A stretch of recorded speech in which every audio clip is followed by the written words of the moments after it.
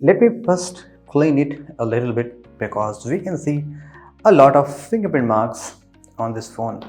By the way guys, welcome back. This is the Realme 10 Pro Plus and I have been using it since couple of days, more exactly 4 days around. Now let me tell you everything that you need to know about this phone. Should you buy this phone? Should you upgrade this phone from its predecessor, or should you look for some other alternatives from other brand upcoming phones like the Redmi Note 12 series? Let's get started. Welcome back. Before we get into the device, let me show you some earlier Realme Pro number series devices that already I have, because you will get some better design idea like how this phone is evolved. Okay, the Realme 2 Pro, the Realme 3 Pro, there was no 4 Pro because in Chinese edition, there is no 4 concept. Okay, now this is the 6 Pro, the 7 Pro, the 8 Pro, the 9 Pro Plus, and at the last we have the 10 Pro Plus.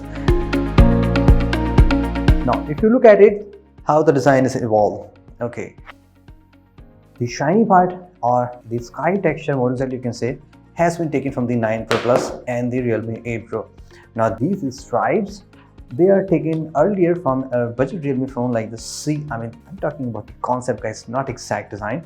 Like these sun flares, these are taken from there. But if you look at a glance on one shot, it is complete plain like the Honor device.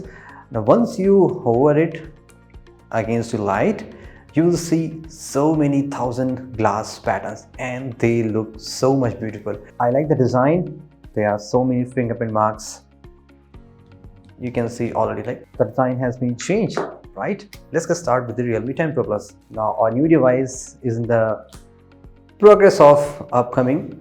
There are few things which company wanted to highlight always, or they are making a buzz of it. If we talk about the Realme 9 Pro Plus, the only best part about the device is, the topmost USP was its camera sensor, because the Sony MX766 is being used on the premium phones also and on the mid-ranger also, like the 9 Pro Plus. Now the company has changed USP and they are now focusing more on the display side. That's why this phone looks like very much similar to so many phones like the Honor phones, the Samsung Galaxy phones, whatever. Now on the ports and accessories, you get the power button, not the fingerprint sensor. That means there is an in-display fingerprint sensor. The volume button, on top you get the noise cancellation, speaker, and the bottom also speaker, Type-C, dual 5G SIM card, and there's a calling mic. Left side is completely clean.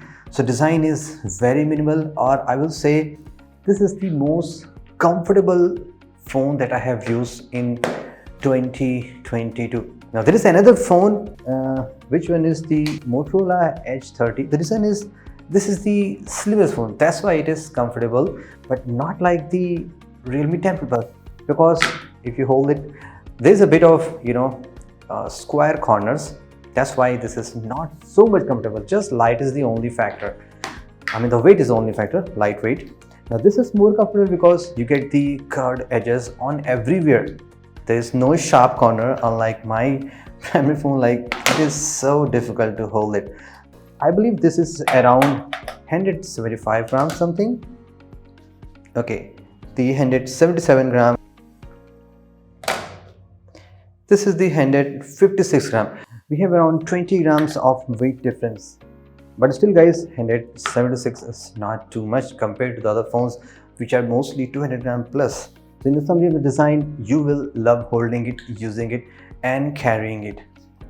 Getting inside, you are getting an in-display fingerprint sensor, which is very fast, convenient and slightly on the bottom side. So it's a big phone, probably if you're using it, something like that, very easy to unlock. Now guys, about the display, what's good and what's bad. First, let's talk about the pro stuff. This is an AMOLED 1 billion color support. It supports HDR 10 plus also. And on top of that, we are getting a 120Hz refresh rate also. Everything is super cool in this device.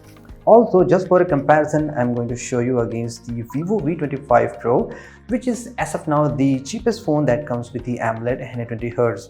So you can see bezels are very close and similar to that, but I can still see that the Realme 10 Pro Plus has slightly thinner bezel even all the corners. Yeah, super amazing. Now, the only cons I felt about this device is the brightness.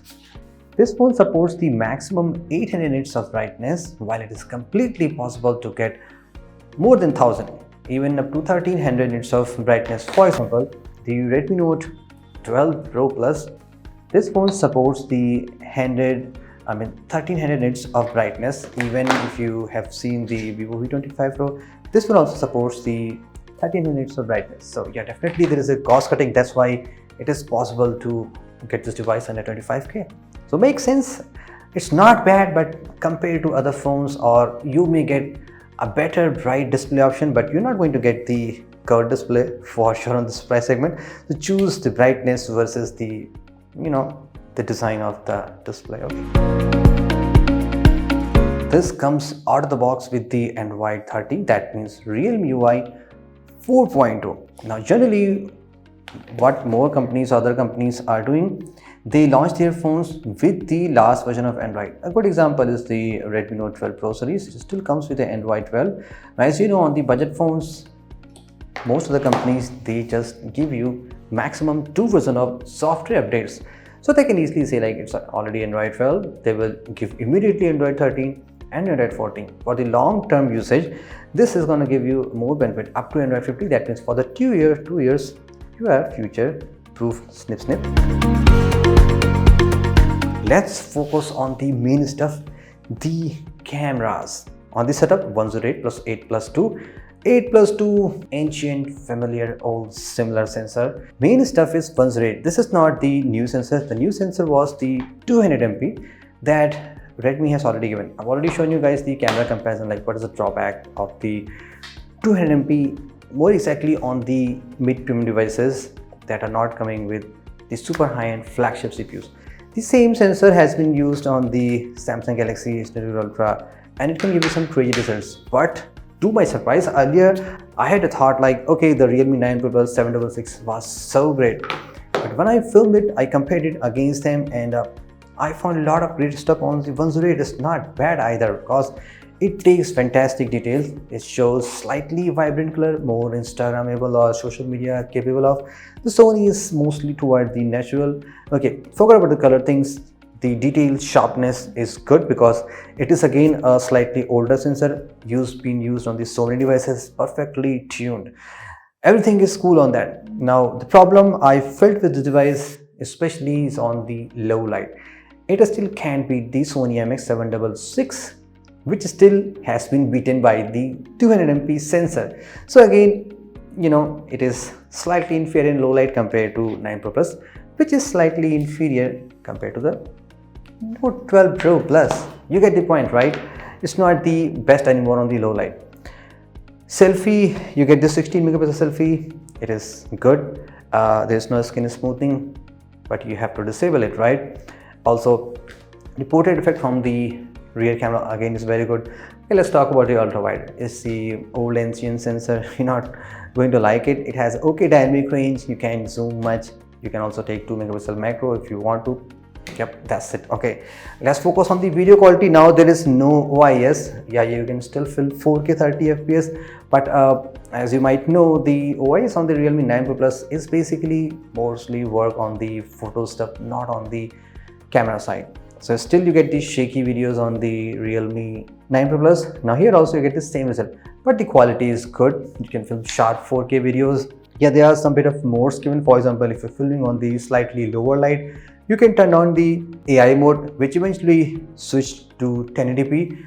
So based on the situation, you can film it. If you want more light, better boosted videos, you can switch to AI mode. Otherwise 4K is there if you're filming outdoor. Overall, I am not so much disappointed with the video. So in general of the camera summary, I'm okay with that because I'm getting sharp photos, detail.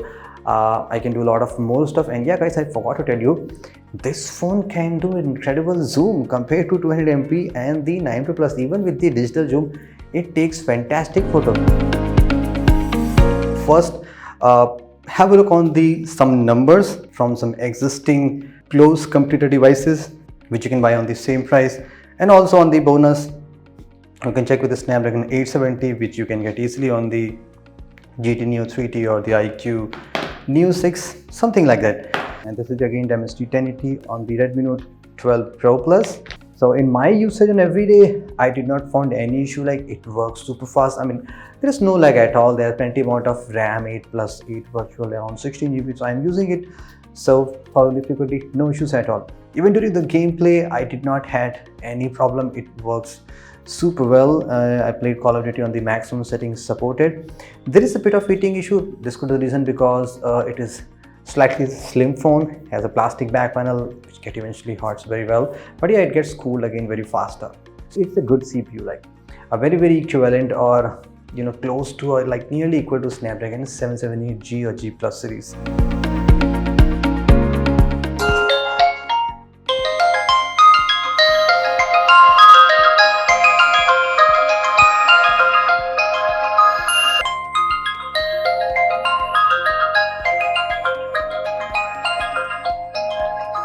You get the dual speakers, of course, the bottom and the top. Top ones are slightly less louder compared to the bottom, but they sounds very nice.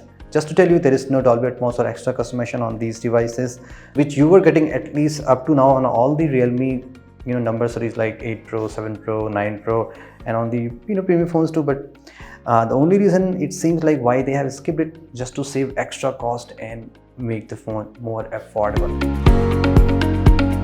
And about the battery backup, it is good because generally 5000 mAh battery phones, they went up to the 1 to 2 days. In my usage, I am cutting exactly 1.5 day nearly. On my third charge, yep, it's something similar to that. Just in the summary, you can easily make this phone up from 1 to 2 days. That depends on whether you're using on the auto refresh rate or slightly less brightness. Mileage may vary, but it's a complete 1 day phone even on the heavy usage. So yeah guys, in this summary, should you buy Realme 10 Pro Plus? Should you upgrade it? Like I told you on the earlier. Okay, so if you have the Realme 9 Pro Plus, like only valid reason it seems to be just about the display, because 120Hz plus the curved display, that's the deal part. And the camera difference, yep, there's not huge difference. Both phones nearly perform same except on the low light, and with support of OIS, slightly better on the 9 Pro Plus. Otherwise, I see it's a good buy.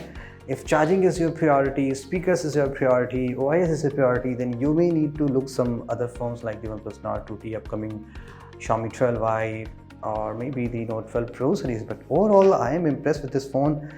On the price it has been launched, it is a great phone with less cons and does exactly what has been advertised. Good display, sleek, lightweight design that you will love and enjoy to use. Thank you so much guys. Do let me know your thoughts. This is Saurabh.